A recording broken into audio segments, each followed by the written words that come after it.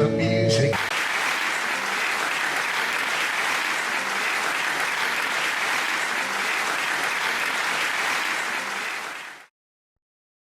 Religion and spirituality may be two things that are so far apart from each other that even music cannot bring them together.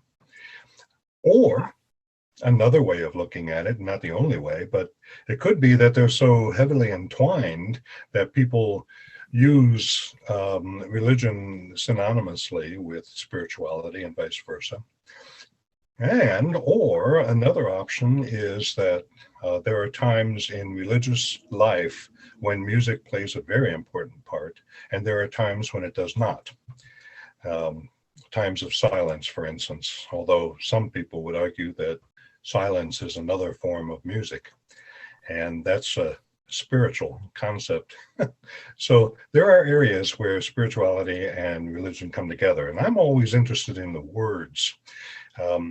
Spirituality, I believe, comes from the Latin spirare, which is breath, or in a verb form, to breathe.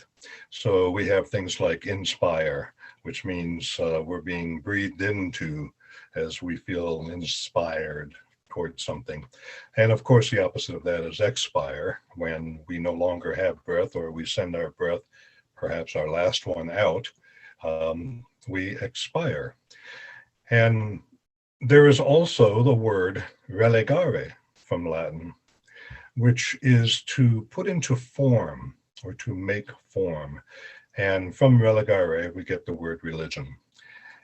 So if there's form involved, or form is the main reason for something, including music, then we'll call it religious. If form is not so important or understood classically as some kind of shaping, then perhaps the music can be freewheeling, loose, inspirational in an intuitive sense. And that tends to make music more spiritual. I think about how some people, when they feel moved towards something or about something, music might be the dominant force, much more so than words. It may be music that strums the heartstrings. And when that happens, that's a very inspiring thing. And that's a spiritual moment for many people. And it can be during a religious service or a ritual in which music is applied. And it creates this inspirational moment. So religion and spirituality, they can play with each other in the same sandbox really nicely. Music, as it's used in religious services, helps to focus people. It not only gets everybody singing together, which creates a great energy and a feeling in the room, whatever that feeling may be. It could be joyous, it could be somber, it could be deeply intense, but it focuses people. And it also, from a scientific point of view, puts everybody literally on the same wavelength. The first notated music that survives in the West, anyway, is plain chant, is Gregorian chant. Music, namely chant, became a vehicle that served a couple of purposes. One, it served to provide a structure for, let's say, psalm intonation. So you would have, a typical psalm in a monastery would be, you have a psalm tone, and then an introductory phrase and a concluding phrase. And do da di da da ba di da di da da di da di da da di da, right? Di da di. But the text would change, so it provides a structure. Similarly with, I've done some study of Vedic chant, right? So Sanskrit, right? The early chanting of the Vedas in what we call India, but way before there was such a thing as India, right? Just the early Vedic cultures. And it's the same thing. You have a structure, and it was certainly the case that those chants were memorized. There are chants in Buddhist tradition, not just Buddhists by a long shot. A lot of people use chant around the world in different cultures. And that's not so much about words, because often there isn't a word. There may be a mantra word that is repeated, Om Shanti Shanti Shanti. But the feeling of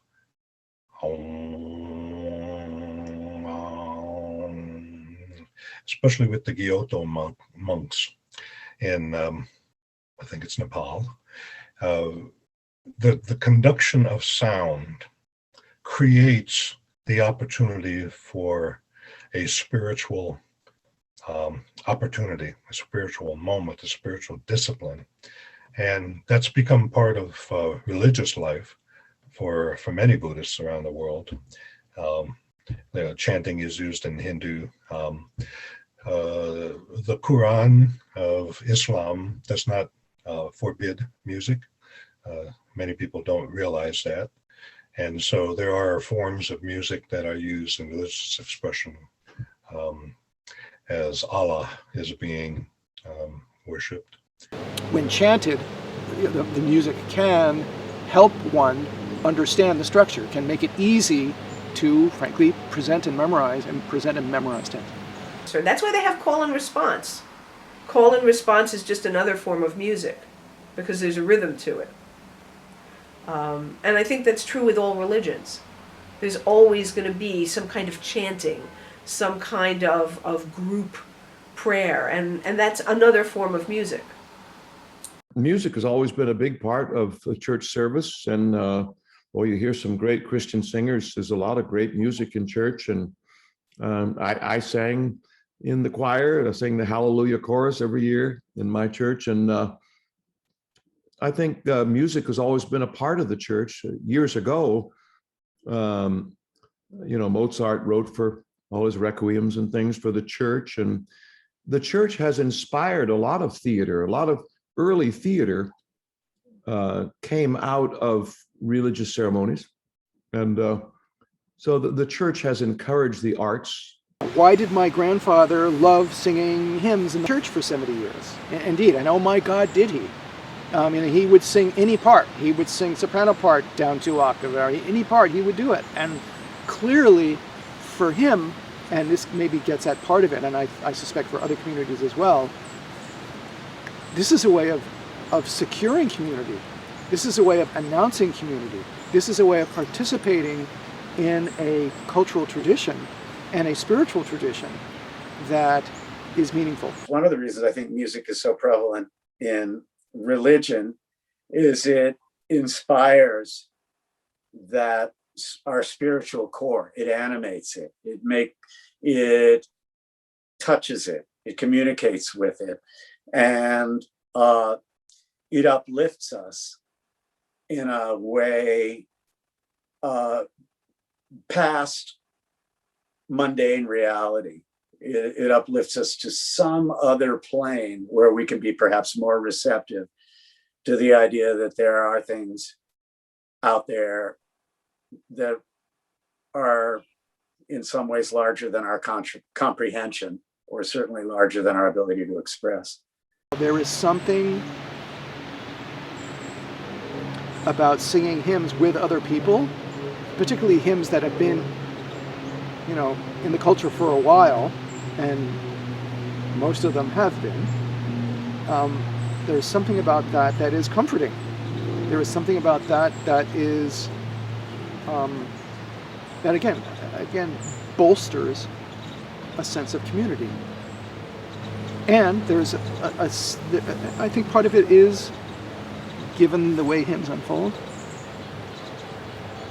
partly in Bach and partly I think a good Protestant hymn singer, there's a sense of devotion there. It's a way of simply expressing devotion in a way that perhaps reading a text doesn't capture, I guess I would say. When the question is asked, why does there seem to be such a strong relationship between music and the spiritual? The answer seems to me pretty obvious, that both of them have attributes similar attributes. One of them, of course, is just the mystery, the fact that it's an invisible sense of belonging. Music speaks to our deepest core. It allows us to own the answer that we get when we question it, because we interpret it personally. So that means that in the best case, music that exists by itself with no lyric offers the most opportunity for interpretation. I do, in my program, although I was raised Jewish, I do a couple of gospel tunes, none of which mention Jesus. I don't get specific because music is inherent in the human spirit. Man's been making music before he could talk. He was making something rhythmic and melodic. And I say to my audiences, because I try to get them to sing along and clap and all that, I do songs like This Little Light of Mine, He's Got the Whole World in His Hands, Amazing Grace, all songs that Will the Circle Be Unbroken, songs like that. And I say to them, you could go to the most remote island in the Pacific where they've never seen outside people, and they will have a religion, because man just wants to have an explanation for what he sees. He can't just accept it. Got to have a story of somebody who made it. And they will have a religion, and they will have where they meet to do it. They'll agree on what it is, and they will have music. You ever been to a funeral where everybody's there and people talk and everybody sort of, and then somebody sings a song, somebody dances, someone plays the flute, and everybody cries,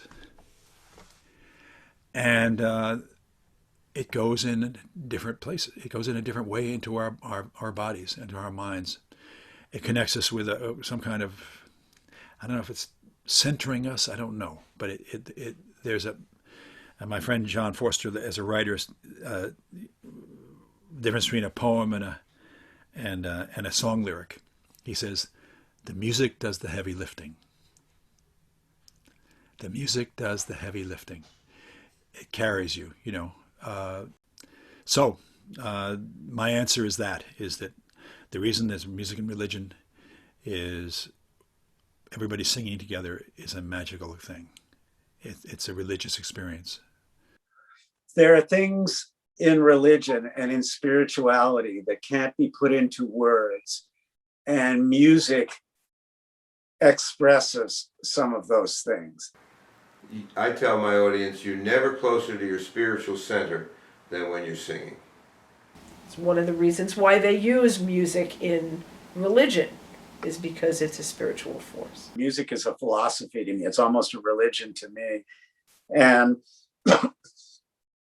I guess that's another way of saying the same thing, that it kind of somehow touches that part of us that is spiritual.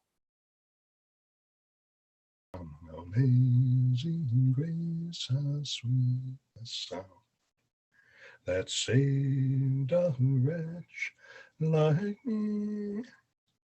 I once was lost, but now I'm found. Was blind, but now I see.